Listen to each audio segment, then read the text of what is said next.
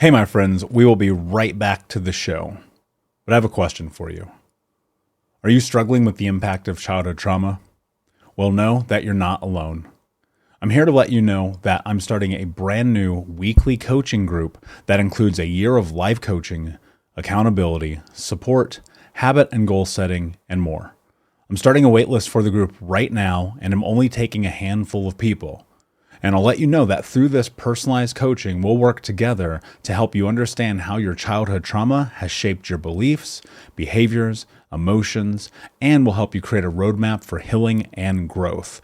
Right now, you can schedule an absolutely free coaching session with me and get put on the wait list if you go to thinkunbroken.com. My friends, it's your time to turn your trauma into triumph, breakdowns into breakthroughs, and become the hero of your own story. And I'm here to support you in doing that. Just go to thinkunbroken.com to register for a free coaching call with me and to get put on the wait list for the brand new weekly coaching program. We'll be right back to the show. But before we do, I want to tell you about today's sponsor, factormeals.com, where if you go to factormeals.com/unbroken50 and use the code unbroken50, you can get 50% off your first order. That's factormeals.com/unbroken50. If you're like me and you are a person who is busy trying to create a life, heal, work on their health, wealth, and relationships, and not to mention deal with the day-to-days of normal life, you do not have time to be going to the grocery store and trying to figure out what you're going to cook every single day of the week. In fact, one time I did the math and I realized I was spending over 15 hours a week at the grocery store and cooking. When I added Factor, I got to use that time for myself, for my family, for my friends, for my community, and for my business. And so if you're in the place where you need some more support in the kitchen, head to factormeals.com/unbroken50 and use the code unbroken50 to get 50% off. Hey, my friends, we will be right back to the show. But I have a question for you. Are you struggling with the impact of childhood trauma? Well, know that you're not alone. I'm here to let you know that I'm starting a brand new weekly coaching group that includes a year of life coaching, accountability, support, habit and goal setting, and more. I'm starting a waitlist for the group right now, and I'm only taking a handful of people. And I'll let you know that through this personalized coaching, we'll work together to help you understand how your childhood trauma has shaped your beliefs, behaviors, emotions, and will help you create a roadmap for healing and growth. Right now, you can schedule an absolutely free coaching session with me and get put on the wait list if you go to thinkunbroken.com. My friends, it's your time to turn your trauma into triumph, breakdowns into breakthroughs, and become the hero of your own story. And I'm here to support you in doing that. Just go to thinkunbroken.com to register for a free coaching call with me and to get put on the wait list for the brand new weekly coaching program. Hey, my friends, we will be right back to the show. But I have a question for you. Are you struggling with the impact of childhood trauma? Well, know that you're not alone. I'm here to let you know that I'm starting a brand new weekly coaching group that includes a year of life coaching, accountability, support, habit and goal setting, and more. I'm starting a waitlist for the group right now, and I'm only taking a handful of people. And I'll let you know that through this personalized coaching, we'll work together to help you understand how your childhood trauma has shaped your beliefs, behaviors, emotions, and will help you create a roadmap for healing and growth. Right now, you can schedule an absolutely free coaching session with me and get put on the wait list if you go to thinkunbroken.com. My friends, it's your time to turn your trauma into triumph, breakdowns into breakthroughs, and become the hero of your own story. And I'm here to support you in doing that. Just go to thinkunbroken.com to register for a free coaching call with me and to get put on the wait list for the brand new weekly coaching program.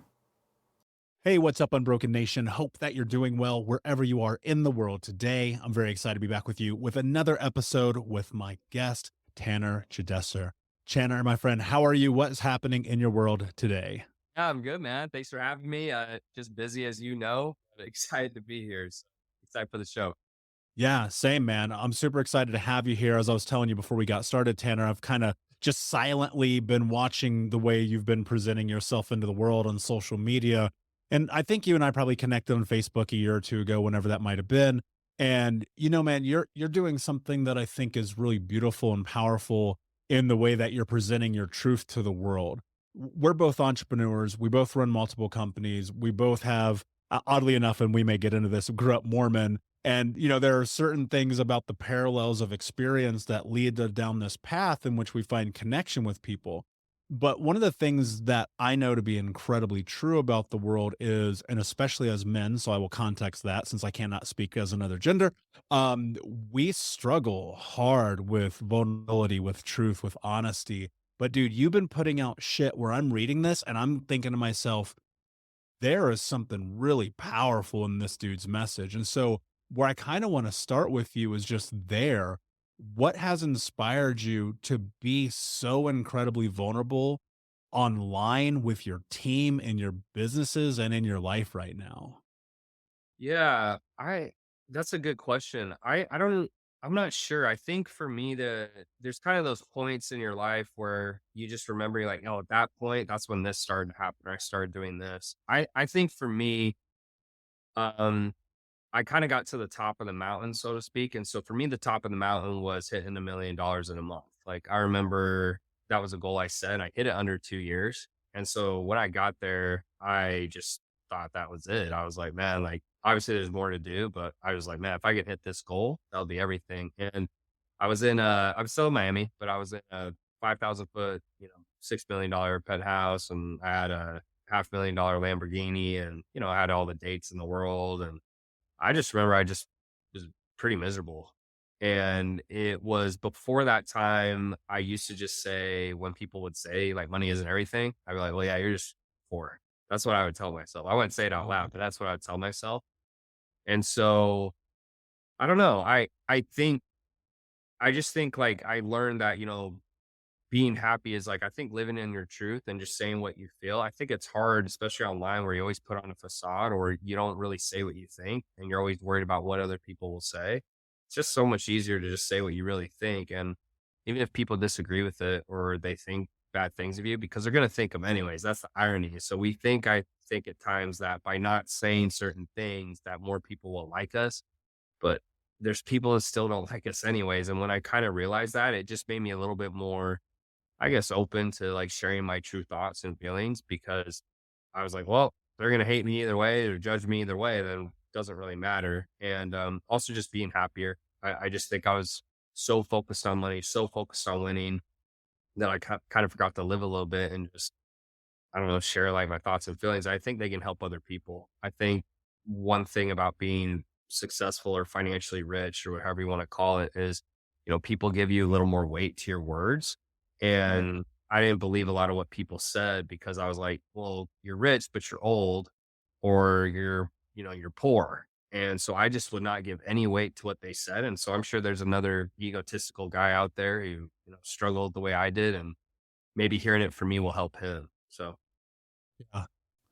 We'll be right back to today's show, but first I need to ask you a question. Are you feeling stuck? Are you feeling like you don't have the support to go to the next level in your healing journey? Are you feeling like you wish you had a little bit more support from not only myself, but the Unbroken Nation? Well, my friend, I want to invite you to come and join our live weekly coaching sessions in Think Unbroken. All you have to do is go to Keys, Keys, keys.thinkunbroken.com to sign up and join us today with 100% money back, no questions asked, guaranteed, and no contract or commitment. Every week for the next year, you can come and be a part of our live coaching sessions each Monday as we dive deep into not only answering your questions, but questions from the Unbroken Nation and help you take all of the information that you learn in the podcast, in the courses, and other areas of this journey, bring them into your life and use it in a way that is practical, life-changing, and transformative. So my friend, join us at keys.thinkunbroken.com, and we will see you this Monday. That's powerful, man. And I want to create some context around your story, and we'll go wherever you feel like going today. sure. But people will hear what you said. You're like, I made $1 million a month, and immediately they're gonna go, fuck that guy. But what they probably don't know about you is Yeah. growing up in a large household with a dad who was a teacher. know, finding your dreams crushed on the football team through hurting your shoulder, like that thing called life. And, I think people see where we're at today often and they just go, man, those guys don't know struggle. They don't know what it's like to hurt. They don't know what it's like this. And you posted on YouTube this video talking about wanting to take your life, and I remember sitting there watching that and just thinking to myself, "Man, there's so much bravery in that," because what you're doing is you're talking about the biggest thing, I would argue one of the biggest things that people don't talk about that is in alignment with success, and you and I probably can count dozens of entrepreneurial friends and counterparts who have taken their life over the years because you do find like success is not what you think it's going to be. Like it's just not. And so I would love for you to kind of talk about your story, your background, and kind of how you've gotten to where you are today. Sure, dude, love to. And if I go too long, just cut me off, redirect me. Right. So, yeah, that's actually cool. I didn't know you grew up LDS. I grew up LDS too, pretty religious household. My dad, you'll know, he was a bishop, stake president. You'll know that lingo. But for people who Yeah. don't know, it's kind of like a preacher. Just everything I'm saying equivalent of a preacher. And so, pretty religious. I had two older sisters, and then I had two younger brothers, two younger sisters. I grew up I would say I was sheltered is a very way to say it. And so I was kind of weird from, the outside world standpoint where they're like, this guy doesn't know what a cuss word is. Like he's never hung out with girls. Like, so I got made fun of a lot as a kid and specifically about being Mormon. And I'm not sure why that was, but when I moved to Texas, I don't know, kids are kids, they'll just make fun of you for anything. Totally. And so around, I think I was going into sixth grade is where I kind of started realizing people were making fun of me. Like I became aware I was the class clown or not class clown. I was a class like joke. Joke. Yeah. And that really hurt. Like I didn't realize that. And when I did, I started working out, to beat the kids up. That's what I told my parents, and so that was a big shift for me because I was 12 years old. I started going to the gym at 5:30 in the morning. Then they dropped my sisters off at Bible study. You'll know what it is like early morning seminary, right? And then I go to school, and 3 months later, I was jacked, because I was maturing and no one else was lifting weights. And then people started stop messing with me, and I was like, all right, like okay, so I take action, I get results. This is pretty nice. And that gave me a ton of confidence to basically, I went from like one of the worst players on the football team to one of the best. I went from like getting no girls to getting all the girls. I went from like okay grades to straight A student. And I was like, man, this shit is like, this is it. Like I figured it out. And so I became very driven. And when I saw I was good at sports, my whole life became about sports because I started, gaining clout. I was in Texas. Texas football is king. And I started getting a lot of recognition. I was like, hey, this feels pretty good. It feels a lot better than what happened before. And my whole mission in life was like to play in the NFL. So I became one of three sophomores to make the varsity team, which was like, a huge deal, at least in Texas. That was my life. Like I trained from when I was 14, I trained 9 hours a day.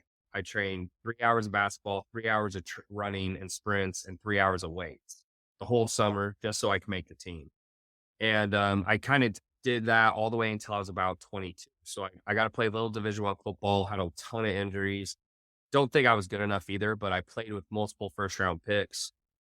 So when I was done, I knew like I'd done everything I could do. So that was a good feeling. But then I became kind of depressed because I was like, man, this is the rest of my life. This looks terrible. Like I was an engineer and I had about a year left, and I had a mentor who convinced me to drop out of school, and his name's David Fry.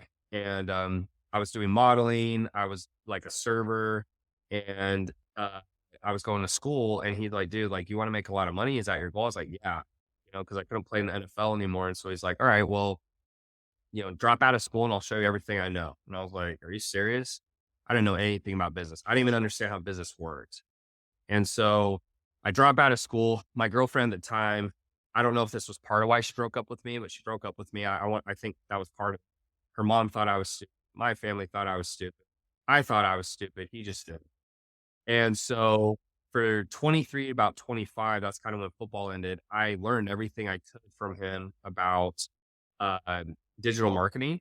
I didn't make any money. He really knew the low ticket stuff, but I didn't have any money to really like run ads or make it successful. but I learned everything on the back end, which was super helpful. Around 25, I'm starting to kind of feel like a loser, more of a loser. So I move up to Utah and I start doing door to door sales for a company called Alder. And I did that for about 7 or 8 months. And that was probably the most pivotal point in my life because I learned how to sell lights out. I mean, I really learned how people think and how to talk and psychology. And then around that time, I saw an ad on Facebook and it said how to build an online fitness business. And I didn't really even have social media at the time. I mean, I take that back. I did a little bit when I was doing my modeling and it grew pretty fast, but it was just people who wanted to look at my body, right? Like if you guys type my name in on Google, you'll see some interesting pictures. I used to have girls that were like, my mom typed your name in and she saw these pictures and I was like, oh Lord, so didn't help. But then I did that. I signed up. I paid, 5 grand and they taught me about high ticket and I didn't even know what high ticket was. And so basically I was like, okay, so just long story short, I'm selling it for 47, sell it for 1,500. They're like, yeah. I was like, all right. First week I made 10 grand. Year later I did 1 million. And then, we're close to about 50 million in sales and we've been in business like a little over 4 years now, which is my first year I only did 1 million, which is even more nuts to me because of the trajectory. But yeah, that's a short version. And yeah, hopefully that's good Yeah. recap. Now you can go into that. Yeah, man, it's a wild story because I think that for so many people, and I relate to a lot of what you said growing up, being Mormon. Now I grew up Mormon in the hood, so a little bit different than how you grew up. Yeah, But still being exposed to what I thought was people having fun with me as a child and yeah, realizing, oh, they're fucking picking on me. right. They're bullying me because I was also the weird kid. Dude, I literally did not have a soda till I was like 13 years old. You know? And so it was weird shit like that that would happen, and I would just be like, "Oh, these kids don't like me." And much like you, I found sports, and luckily I grew into, 6'4", 220. But as a kid, I was the weird little chubby kid, and everyone picked on me, everyone bullied me. And dude, that carried just so much weight, right? Because I was like, all right, if I'm not playing sports, which eventually went away when I injured my knee wrestling my senior year of high school. Like I thought I was going to go to junior nationals and eventually D1 school, destroyed my knee. And I was like, oh, well, that's definitely not going to happen. Well, and not to mention I had straight F's. That probably doesn't help either. And so, so much of my identity was just tied into that. And I don't know about you, but I felt this massive, massive struggle when I had to shift out of me being I am the guy who does sports to Yeah. being like, I'm the guy who doesn't know what the hell I'm doing. Yeah. I mean, dude, sports was, sh- I mean, there should be, I actually probably should write a book just about the dark side of sports because high school was fun. I hated college, to be honest. It was so mercenary like, and I get it's a business, but it just felt so like fun. It felt so job like, and I guess it kind of is because, if you're on scholarship and stuff like that. But I mean, there were guys who like their whole lives were contingent on making the NFL. And, everyone, all of us think we're going pro, all of us, right? But the reality is one person on each team probably is going pro on average, right? And so, when these guys put their whole lives on it and they're doing like, I remember some of the stars on our team were doing remedial math. And I mean, like Mm, fifth grade math, dude. Like, and I was like, dude, how are you even allowed to do it? But so the coach's job is just to make sure they pass. They do not care. It's like pass. And, I don't want to make it sound like every coach out there has bad intentions. That's probably not true. But at the end of the day, they're paid players to perform, win. That's how they get paid. And so I just would see guys in their lives when football ended, it was they had no good degree. They couldn't get a good job, and they were not business minded, right? They skipped class all the time and hung out with the girls, and so when I was done, it was a blessing in disguise because I had taken care of my other stuff. Like I'd always took care of my mind and like tried to be a good student, and so when it ended, I didn't feel like I had no options like some of these guys do. And it's kind of sad to see because they college football or basketball or whatever, they make it seem very glamorous, which it is if you're that guy. But for everyone who's that guy, it's not. It's the exact opposite. And when it ends, dude, it's like your entire identity is gone because that's all I did for 10 years. I just trained and worked out and trained and trained and trained. And my whole identity was wrapped up in how good I was at football and how jacked I was. And when that ended, it's hard because everyone's like, "Oh, you're not cool anymore. You're back to being a loser." And that was hard for me. So I could totally relate to what you just said. 100%. Was there like a reset for you? So I found myself at basically 18 and a half years old being like, all right, I'm definitely not getting into college. My knee's destroyed, so I can't get into the military. I can't wrestle anymore. And so I'm just gonna go figure out how to make money. And that's what I did. And then my identity became wrapped in money. And ultimately, luckily, due to a rock bottom or unluckily, depending on which side of the coin I want to look at particular day, it was kinda like looking at my life and going, "Here I am, 26 years old. I've literally wasted $1,000,000. I have nothing to show for it. I'm morbidly obese, smoking 2 packs a day, drink the whole 9," right? It's life's about as bad as it could get. And I realized something really, really important, and that was that a lot of the things that I was doing and, like, attaching my identity to actually didn't matter. Like, working for a Fortune 10 company didn't matter. Working, building businesses, it didn't matter. The thing that mattered was just trying to enjoy my life. And I started to wrap my identity around that while going through some healing, right? Going through therapy, coaching, reading like fucking every book ever made, and just trying to like figure out who I was. What was there a process for you like when you're in this window? And I know more in depth of your story from reading your book of just those massive struggles, fucking working at Olive Garden, knocking doors, doing that lifestyle. Like, what were you learning if you like rewind and put your brain into like a decade ago, 5 years ago, 7 years ago, like what were you learning about yourself in those moments of struggle? Yeah, I mean, I think I just learned that I honestly felt like I just had more mental fortitude than most people. I think what I went through, like, getting to that kind of financial success is that most people are not willing, I think, to go through that. I learned a lot about myself but I think also it's because 'cause I'm insecure. I mean, the whole reason wouldn't quit is not because I didn't wanna quit, it's because I wouldn't quit, because I was so embarrassed if I had to go back and basically let people see that because to that point, I Mm. hadn't failed at anything. I mean, even the NFL, yeah, that didn't work out, but I felt like it was a little outside my control based on my injuries. Like, I could not stay healthy. I got in college, and I did not get to get on the field for a single college down because I was literally always hurt. Always. And so, I guess I don't know. I guess in that point, I don't know how you feel about your journey, but I felt when I started getting into this business, I was like, man, if I struggled that much and I have this level of mental fortitude, which I think is in the top 1%, I can only imagine how other people feel. And it became apparent to me why a lot of people quit. It became apparent to me why a lot of people aren't successful, not because they're not special, but because they're not willing to push through the pain. Cause it sucks, dude. I mean, I just remember I didn't date. I was embarrassed to hang out with girls because of my car. I couldn't afford stuff. I mean, Olive Garden paid me $100 a day. I would go on a date with a girl and blow the cash on a date. And I was like, man, I don't want to do that anymore. I was working 16, 18 hours a day with no result. I mean, I would work half a day and then come home and work dead tired and it wouldn't work. And so when 2 years doesn't sound long, but when you're working every day of the week, 18 hours a day, and you rarely take breaks, it just feels like the end of the world, and it doesn't feel good, and your self-esteem's low. People ask you what you're doing, "Oh, I have a business." They're like, "Well, you're working at Olive Garden, how's that going?" Not going great. So, I don't know if that's the answer you're looking for, but I guess I learned a lot about myself and my mental fortitude, and when I finally did hit success, that did a lot for me because I realized I was like, "You know what? Like, as long as I don't quit, even if I'm not the smartest person, even if I make mistakes, like I will get there."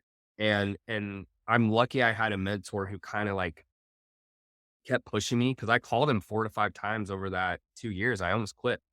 And he just would talk me off the ledge. And it's crazy because I was on a podcast the other day and I said, dude, the difference in opportunity cost is about $49.6 million because that's what I would have made in my engineering job is about 400 G's. And I've done close to 50.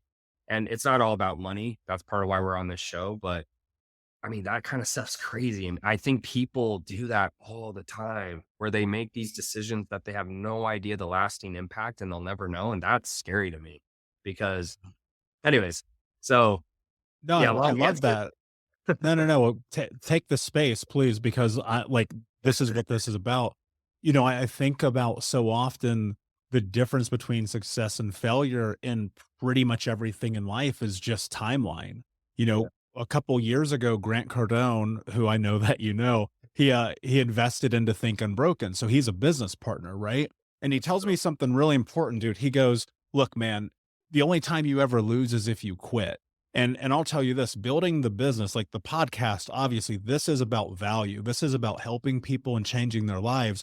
But I don't know about you, dude. I've never listened to a podcast that ever changed my life like entirely. I've always had to get the book or go to the coaching session, join the seminar, do whatever the next thing was from these people that I look up to that mentor me.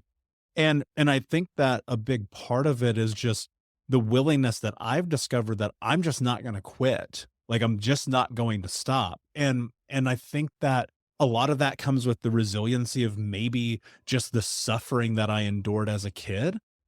It's hard to grow up Mormon and fucking poor and biracial, right?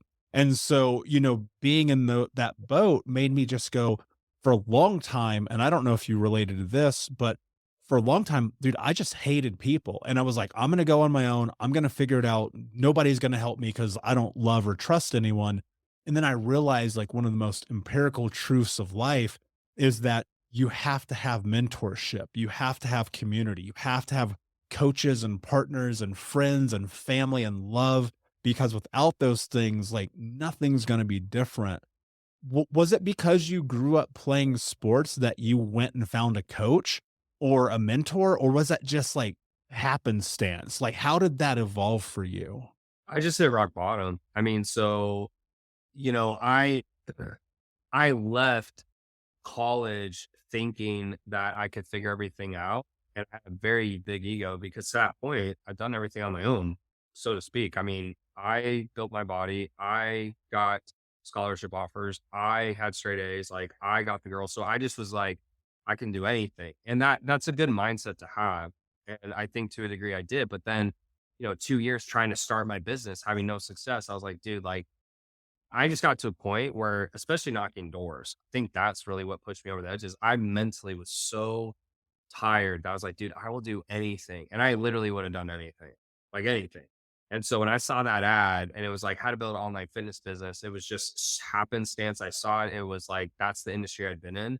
And so I got on the call and I just gave him every dollar I had because I just was like, there's no other choice. Like sometimes, my sales team and probably your sales teams, they're telling us about someone's like, yeah, they said it was I mean, I just didn't even care. I just was like, I'd rather be homeless than continue to live the way I'm living because I hate it.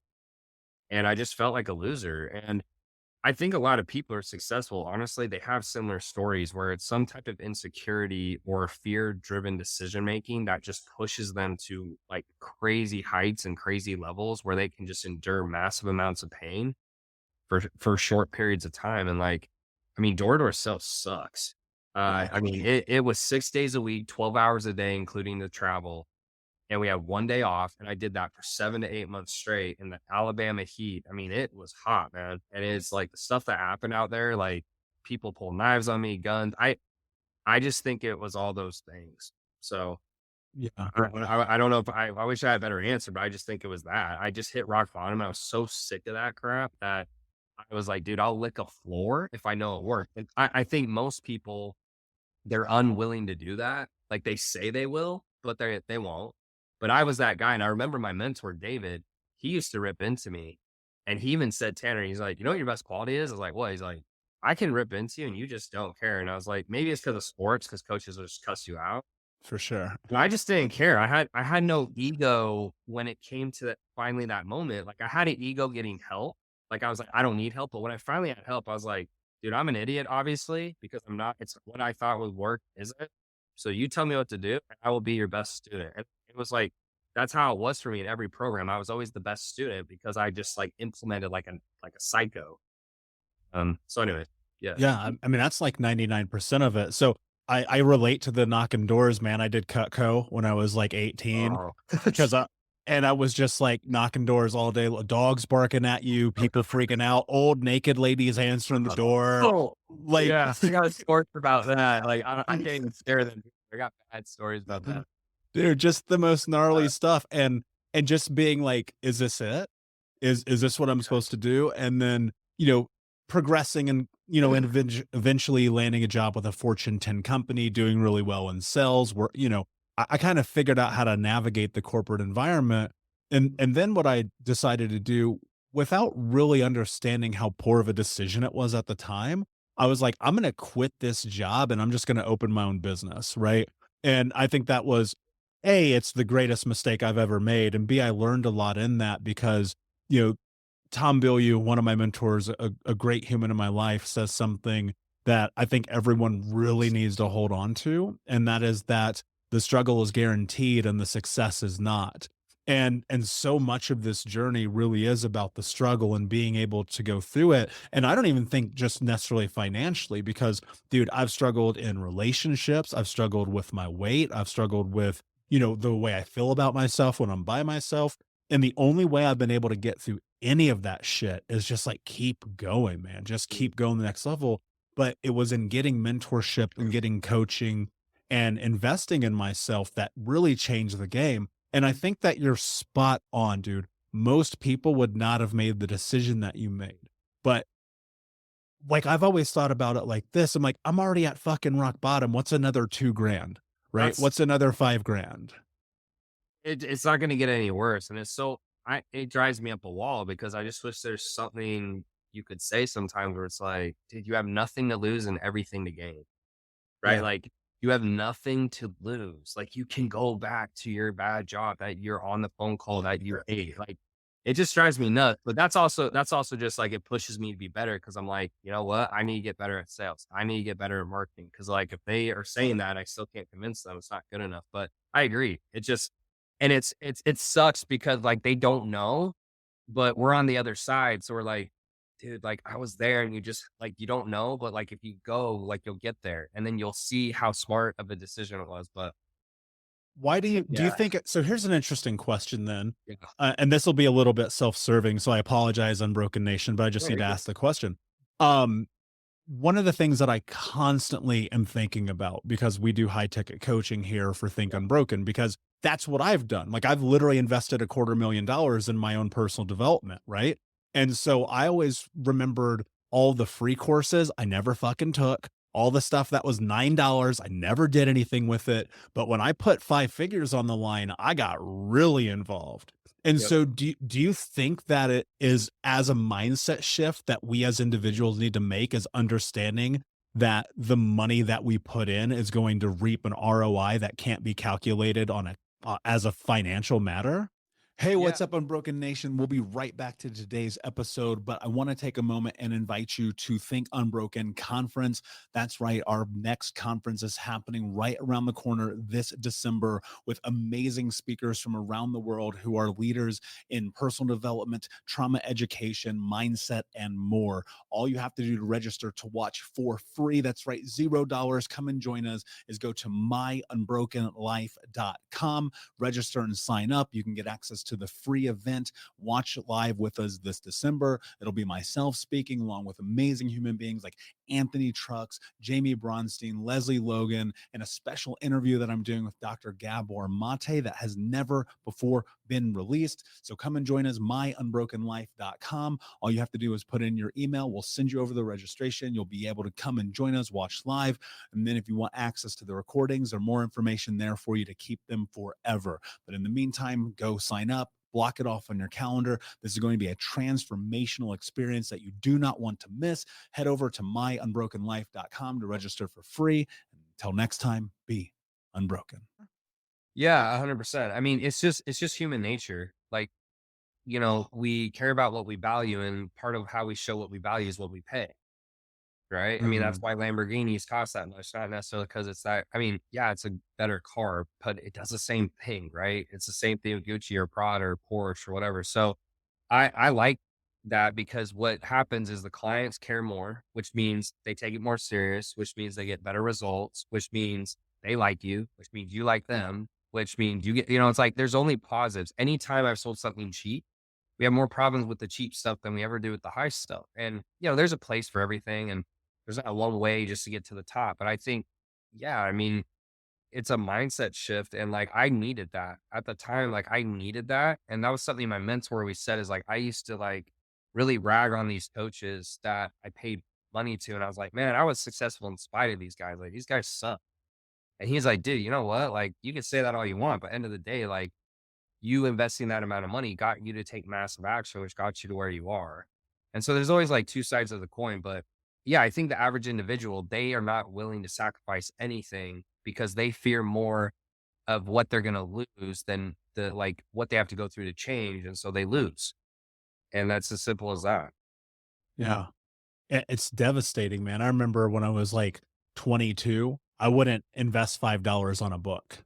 Like literally, I was like, I'm not going to do that. That's stupid. Why would I read a book? You know what Yeah. I mean? And then most recently I was with Grant Cardone and I invested more money than I care to say publicly. And I was just like, I'm going to listen to everything that this damn guy says. I'm going to take notes. I'm going to follow up. I'm going to show up. I'm going to do the thing because I realized something really important, man. We shortchange ourselves when we don't invest in ourselves, right? I mean, and especially like you grew up in athletic culture. I did too.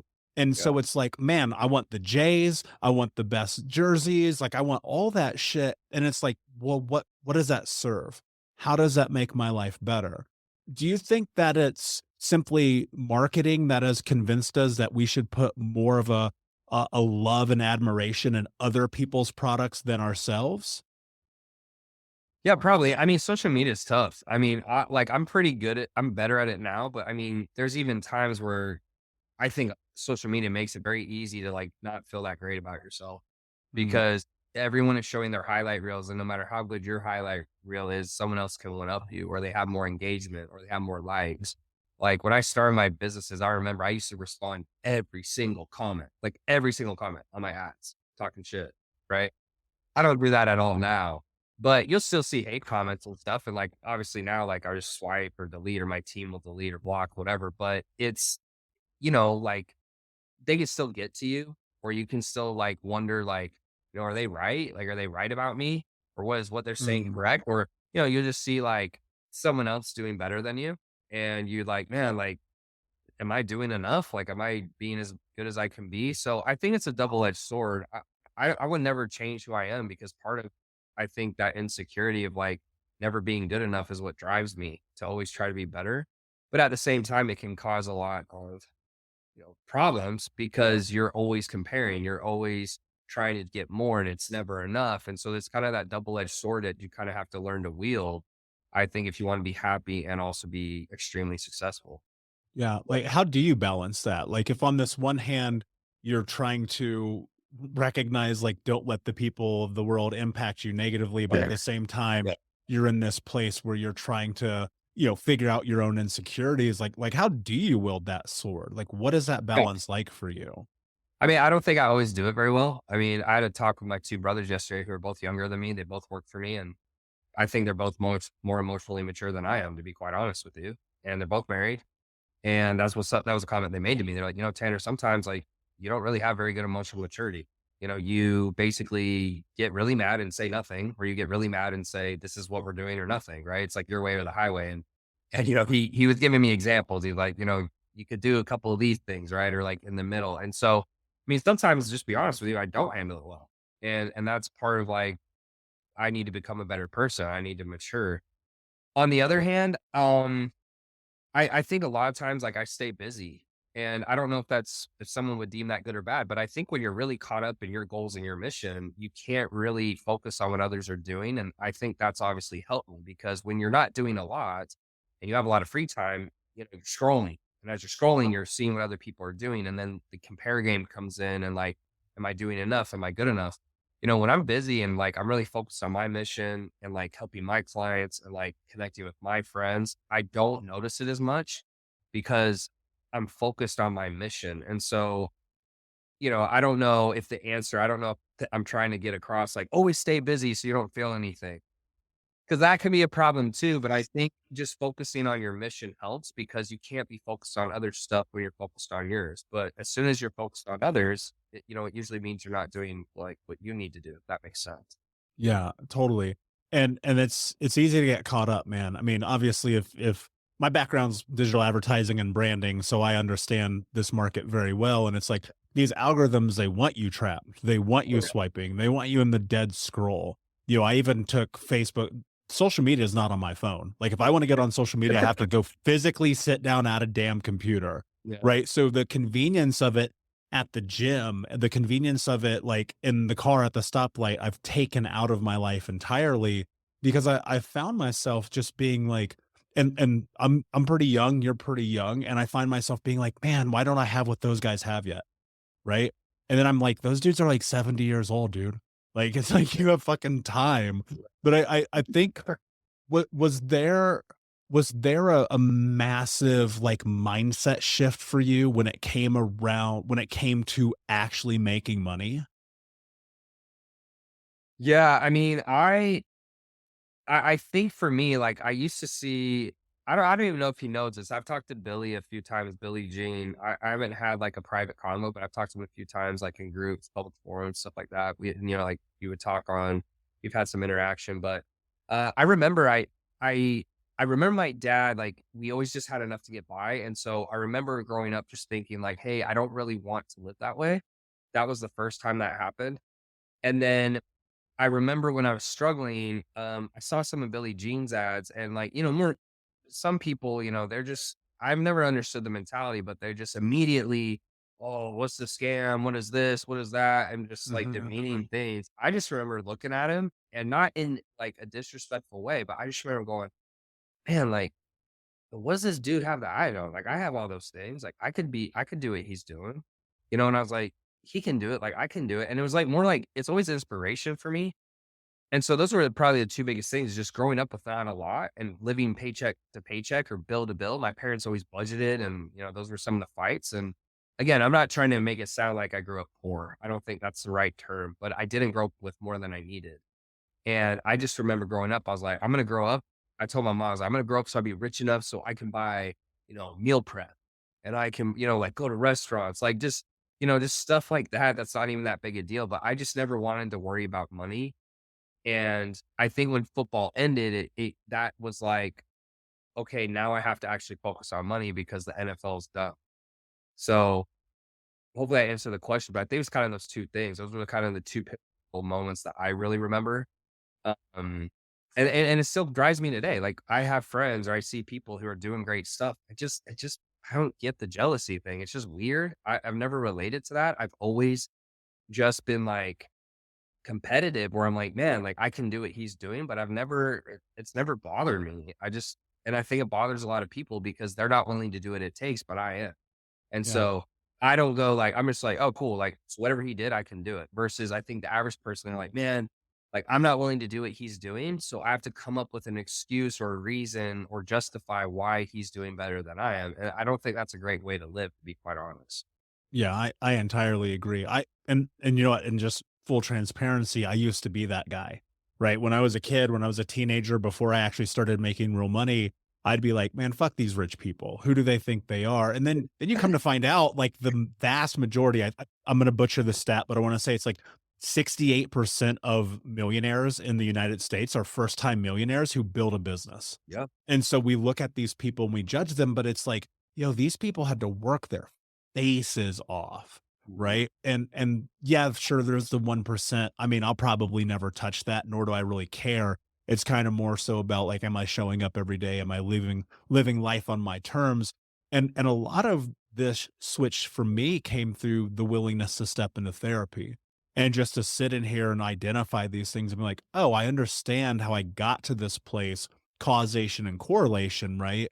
What kind of role has therapy played in your life and your journey to where you are today?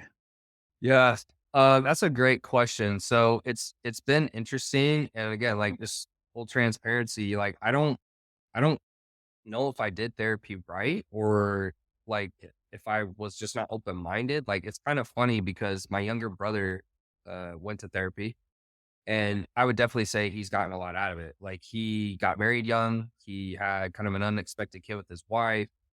And like, I would definitely say he's more mature in some ways than I am now. And, I'm 5 years older than him. Um, I went to therapy. I don't know, like, I went to therapy and I think like I was hoping like there was going to be some special answer to my problems, And again, I don't know if I did it wrong or I wasn't open minded. My brothers probably would say I wasn't open minded, but I think it was twofold. I think part of it was like it can help, but I think you have to be like open minded to it. I think if you're very closed off, you're just kind of wasting your time, or if you're looking for a specific answer. I think most therapy, and this is just based on my experience, so I could be wrong, is like they're trying to kind of help you come to a conclusion on your own versus like kind of telling you what the solution is. And when I went, I was trying to really figure out the meaning of life, like why does this stuff matter and things of that nature. And again, I don't know if this is the right answer, so I'm just very transparent about my feelings where I'm at in my life. But that was kind of actually when, right after therapy, is when like a good friend of mine, I didn't know what the word was for it at the time, but I think it's the nihilist mindset, right? Where kind of nothing matters, right? Which is kind of the other end of the extreme of like maybe religion, right? Where it's like nothing matters at all. So like you should just do whatever, you want because it doesn't really matter, right? And, but that actually mindset helped me, I think, a little bit more just because I think I was just really hard on myself based on what people said. They're like, dude, like all you care about is money. All you do is work. Like this and that. Like it's not all about that. It's about relationships. And I agree. But at the same time, I think I was like really judging myself for like, man, why do I work so much? It doesn't matter. Why am I doing this? And it really helped me come to like an understanding that part of who I am is like, I need to have direction. I need to have like a goal, and it makes me feel good. Like I feel driven when I'm like going after my mission. And when I'm not, I feel very like, I don't know, like kind of worthless for lack of a better word. Um, so yeah, I mean, it's funny, like you probably had a different experience or like others have, but I don't think I was even open to therapy. So when I went, I left thinking therapy was dumb, to be honest. And like, now that I've seen my brother go through it and it's worked, I think it's probably always somewhere in the middle, right? We're always like, it's our way or, I'm right, you're wrong. But my guess is it's probably somewhere in the middle where like it can be very helpful, but you have to be open-minded. I don't think I was open-minded at the time, and I was going through a lot, and I kind of expected the therapist to just, I don't know, give me the answer. And when the answer didn't come, I think I just said, "This sucks," and it doesn't work. And so, anyways, hopefully that is a good answer, but that's just full transparency. Like that's kind of what happened. So I don't think I took full advantage if I'm being honest. Yeah, that's really interesting to me because, when I was younger, that was certainly my perception of it. I'd sit there and I'd be like, "This is fucking pointless. I don't know why I'm here." And then I realized actually, and this is for me, right? And maybe if it will serve you or anyone listening, I had this moment. I was sitting in my therapist's office, and, it's, this rainy Wednesday afternoon. I'd been in there the 400th Wednesday in a row or whatever. It's years of this back and forth. And I look at him and I go, dude, I don't want to fucking be here. I'm tired of your face. And literally, that's exactly what I said. And he was like, hey, man, I want to tell you something really important. The thing about this life, depression, anxiety, all of it is, and he goes, you can still tend to your garden and be depressed. And I remember sitting there thinking like, wait, is that's like the ultimate solution, right? To be able to be like, yeah, fucking today life sucks, but I can still put on my shoes or brush my teeth or go to the gym or, be a great dad or husband or business owner or whatever. And you look, I don't think there's a fucking right or wrong way to any of this, man. We all have a different path. But I relate a lot to what you said your friend told you. And if I'm gonna guess it's the same friend that I'm thinking of. Yeah. And yeah, yeah, and a lot of people beat him up for saying that, and he gets a lot of pushback on this idea that maybe it doesn't matter, and you said something in regard to that on a parallel, and you're like, "Look, the only thing that matters to me is being a good person," and I think that's admirable. I think it's really powerful. Why out of if everything doesn't matter, why does being a good person matter to you? I mean, that's a good question. I mean, so again, going back, going back to growing up LDS and like, I love my parents and like sometimes when I'm on podcasts, I hope if they were to listen, they don't feel in any way I'm disrespecting what they believe or how I was raised. But, growing up LDS, it was very much like, these are the things you need to do. This is what's important. This is what life's about. And I, I don't know, like there came a point in my life where I just was like it's hard for me to fake how I feel or who I am. Like I'm very, and that's good and bad in certain instances, right? But I just remember like when the mission trip came up, because the guys go on a mission, I would meet kids who would go and they didn't want to go or they would not take it seriously. I was like, why would you go spend 2 years of your life for nothing? Because like you don't even want to go. You're just going to please your parents. And so I think like that was kind of when I started realizing like, you know, I need to do things that, like, are in alignment with me because I don't know, I just felt like at the end of the day, even if that's right, like, there's a South Park episode I used to joke around with my parents where, like, "Which religion was true?" And they're like, "The Mormon," right? And I always used to joke about that with my parents, but, like, let's say that's true, right? The way I was raised, like, that is the only path, like, I think even if that's true, like, if I'm faking it like, it's just like a good feeling, and I don't think God or any deity or whoever you, like, worship is, like, what they know, like, they know, and I used to see people just, like, kinda half a religion where they say one thing, but they're doing another, I'm like, "Why don't you just not do it?" Like, it just seems weird, and so, going back to being a good person, I just think, like I think, like, even if nothing matters or, like, even like, in 1,000 years, no one remembers us or whatever. I just think at the end of the day, like, there's no reason why you can't be a good person or treat people right. And I think happiness really does come from other people and relationships. So it's like, if you're not doing that, how can you possibly be happy? And I learned that for myself because, like, yes, pushing. I think now, like, I enjoy business because of the push, not because of the money. The money is a scoreboard, but I don't need the money. And so, yes, I like the push, but when it's all said and done, the business won't matter. And I think most people do agree with that. And so then all you're left with is other people in relationships. So if you treat other people like dirt, it's just like, aren't you missing the point? Whether you believe in a second life or you don't or whatever. And so I think that's what it was for me is like, just as a kid, I would see people and it's not just that religion, right? I mean, you see people do it all the time, but I just see people not living, like, in their truth, and by truth, I just mean, like, if you really believe it, do it. If you don't. But don't like, it's such a weird way to live where you're just living for other people and not living for yourself, and so, hopefully I answered the question, but that's kinda how that mindset started and where I came to that realization, I guess. Yeah, that makes a ton of sense to me. One of the things I always teach my clients and anyone who really listens to the show is that the greatest sense of self, the greatest sense of healing in this journey is when you do what you want to do because you want to do it. And when you don't do things that you don't want to do because you're placating other people, because you're bending yourself to make other people satisfied. So, I mean, I'm in total agreement with that. And that's a really hard thing to get to because people will be like, well, I'm in this relationship, so I have to stay in it. I'm in this job, so I have to stay in it. I'm in this religion, so I have to stay in it. And the truth is you don't, but it's the facing the fear. I guess it's in the same guise as like, are you going to invest in yourself? Are you going to go for your dreams? Are you going to change the way you think about yourself in regard to friends and family and relationships? What is something different about you today than in relationships specifically? And that could be in intimate relationships, your family, your community. What's different for you today that you really appreciate about yourself in relationships than maybe 5 years ago? Um, I just think there's more of an effort to understand people because it's ironic. I think we all do this is like what we hate in others is what we usually hate in ourselves. Mm, And I had a great tendency to like make perceptions about people I either didn't know or about their situations. And then I remember like one of my friends even said, he's like, bro, like it's so funny, but like you literally talk shit about people about this thing and you do the same stuff. It's like you do the same thing. And like he even said, like, and I'm not sure what caused him as a kid.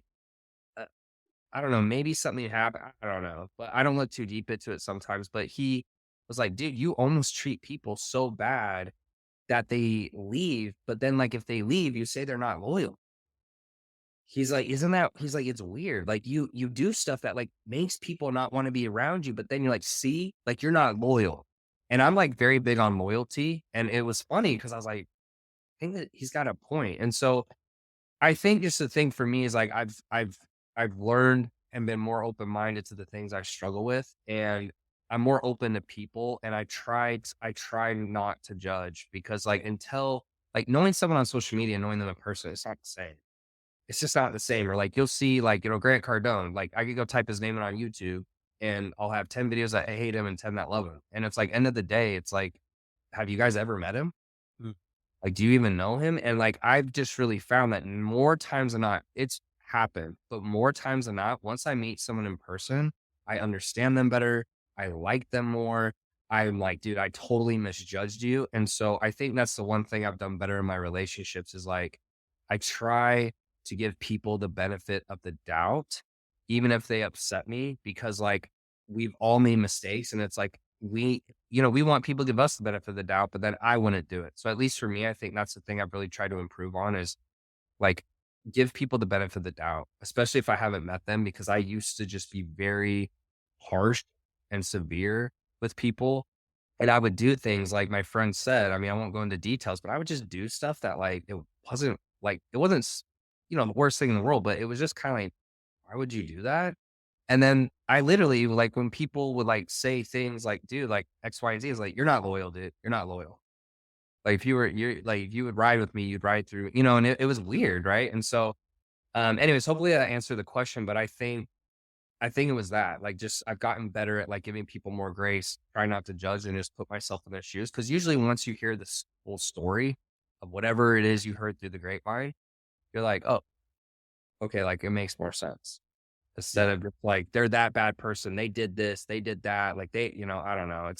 That's probably just insecurity that like helps drive that fear-based decision making that helps make you successful, where you paint someone as the enemy because it's like easier to hate than it is to like love, I guess. I don't know. Yeah, dude, I totally recognize that in myself, even to this day. And it's like, there's always this period of like stepping back and pausing and just going, wait a second, why are you having that emotional response to this human being who 99% of the time I don't know them, right? It's kind of like I look at them and I go, okay, cool. Yeah, I'm gonna make a snap judgment at you. And what I discovered about myself in that was a survival mechanism because when I was a kid, I had to make fucking snap judgments about people immediately to know if I were safe or not.